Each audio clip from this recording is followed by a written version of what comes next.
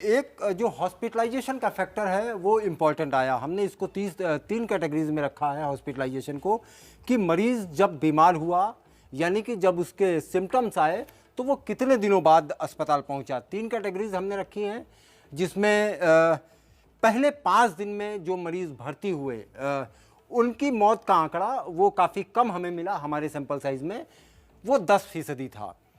जो 5 से 7 दिन में भर्ती हुई यानी कि 5वें दिन से लेके 7वें वो ज़्यादा वो हुए। इसके अलावा जो एंजाइटी था वो एक इम्पॉर्टेंट फैक्टर था। एंजाइटी में हमने 3 चीज़ों को लिया।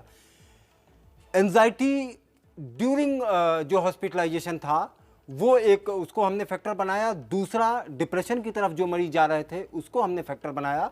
और तीसरा, ड्यूरिंग हॉस्पिटलाइजेशन इरिटेशन यानी कि non cooperation with the medical health care professional. उसमें ये 3 क्राइटेरियाज हमने बनाए, जिनमें कम एंजाइटी या मेंटल इस तरह के फैक्टर थे।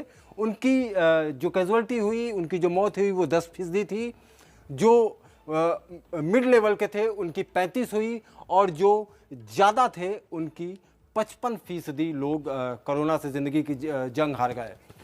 इसमें जो सबसे इम्पोर्टेंट चीज़ आई कि संक्रमित होने के बाद जो डॉक्टर हमें बार बार बता रहे थे कि तनाव को दूर रखना है, तनाव को दूर रखना है।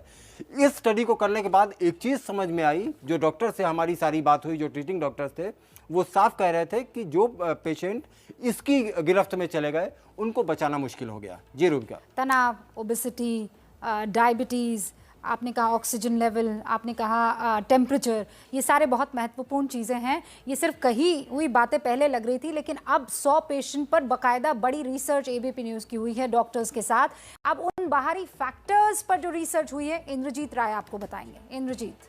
देखिए रूबिका, एक ये बड़ा इंटरेस्टिंग डेटा हमने इकट्ठा करने की कोशिश की है। ये डेटा है कि खुद का इलाज लोगों ने किया। ये डेटा है कि अस्पताल में एडमिट होने से पहले, यानी मरीज जब अस्पताल गया, उसने डॉक्टर को जो रिपोर्ट किया कि उसने कौन कौन सी दवाइयाँ पहले खाई थी, ये उसका डेटा है। यानी कि ये आंकड़ा जो है वो इंटरनेट और गूगल और बाकी, या सेल्फ मेडिकेशन आप कह सकती हो, उसके ज़रिए जिन लोगों ने दवा खाई, और ये जिन्होंने या तो डॉक्टरी सलाह से दवा खाई या फिर दवा नहीं खाई, ये वो आंकड़ा है। बिना डॉक्टरी सलाह के जिन लोगों ने सेल्फ मेडिकेशन किया बिफोर हॉस्पिटलाइजेशन, उनमें से 77% लोगों की वो तादाद थी जो मोर्टेलिटी की तादाद थी। और जो डॉक्टरी सलाह से जिन्होंने दवाई ली या फिर उन्होंने इंतज़ार किया अस्पताल का कि जब अस्पताल जाएंगे तब वो दवा खाएंगे, उनमें से सिर्फ 23% लोगों की मोर्टेलिटी हुई।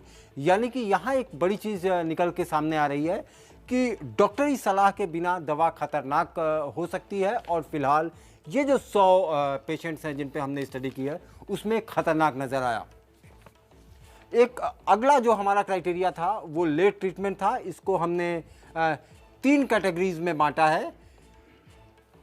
5 दिन से पहले भर्ती होना, 5वें से 7वें दिन तक भर्ती होना, और 7 दिन के बाद भर्ती होना। यानी कि लक्षण जब शुरू हुए और वो गंभीर होते चले गए तो उसके डिले को हमने पैरामीटर बनाया है। जो मरीज 5 दिन के अंदर भर्ती हुए, जो हमारा सैंपल साइज था 100 का, उसमें 2% मरीज जो हैं वो अपनी जिंदगी की जंग हार गए। 5 से 7 दिन के बीच जो मरीज भर्ती हुए वो 43% अपनी ज़िंदगी की जंग हारे, और 7 दिन के बाद जो भर्ती हुए वो 55% ज़िंदगी की जंग हारे। यानी कि जो देर से अस्पताल गए, जिनकी जो मेडिकल पैरामीटर्स थे वो डिप होते गए, तो ये मौत का आंकड़ा साफ इंडिकेशन दे रहा है कि ये बढ़ता जा रहा है। यानी कि इस डेटा से एक चीज़ जो हमें समझ में आई वो आई कि लक्षण के आते ही आप अपना इलाज शुरू कराइए, डॉक्टर से मिलिए। सेल्फ मेडिकेशन या घर पे ये कोई विकल्प नहीं है। ये डेटा साफ बताता है कि मोर्टेलिटी का रेट इससे हाई हुआ है हमारी इस स्टडी में और हमारे इस सैंपल साइज में।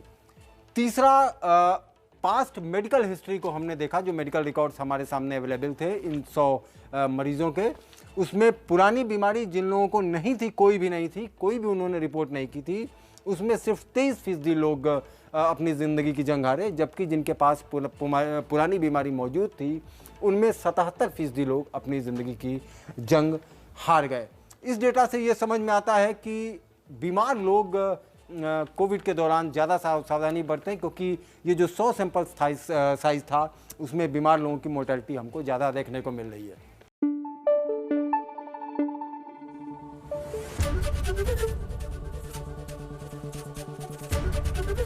एबीपी न्यूज आपको रखे आगे।